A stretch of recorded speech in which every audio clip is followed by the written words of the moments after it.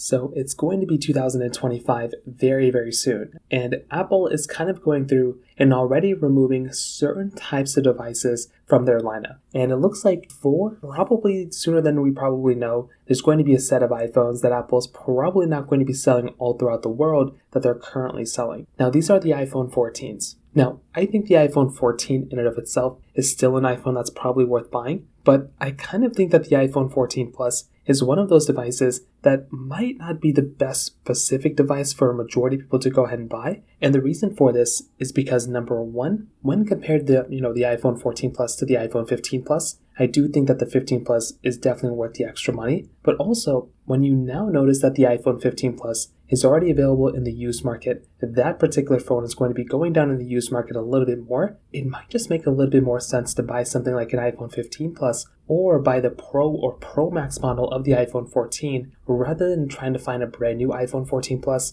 or buying a used iPhone 14 Plus. Now, the first thing to keep in mind, the reason why I'm specifically kind of stating the 14 Plus over the 14 is that the 14 Plus is one of those iPhones that Apple probably still has a high likelihood of selling. I think even if Apple goes through and releases the iPhone SE 2025 model, and if they're still going to go through and focus in on that, there's still a chance Apple will end up selling the iPhone 14 Plus even when the iPhone SE 4 is available. So I really want to hit the 14 Plus, in my personal opinion, may not be the best deal for the most part. The big thing, Lightning, the iPhone 14 Plus having a Lightning port, there's probably a lot of regulations, especially already within the EU. Apple's having to go through and remove that device. So it looks like Apple's going to go through, they're going to have to remove that device there. And there's no point in having such an outdated type of charging port on your device. And USB-C is actually a very, very big difference. And having a device like a USB Type-C type of, iPhone is definitely going to future-proof yourself like crazy. But especially beyond that, even beyond than just the charging port, the functionality behind something like an iPhone 15 Pro or an iPhone 14 Pro with a ProMotion display, significantly better camera setup, those types of things, it's going to make you feel like you have a more powerful iPhone and just a better device overall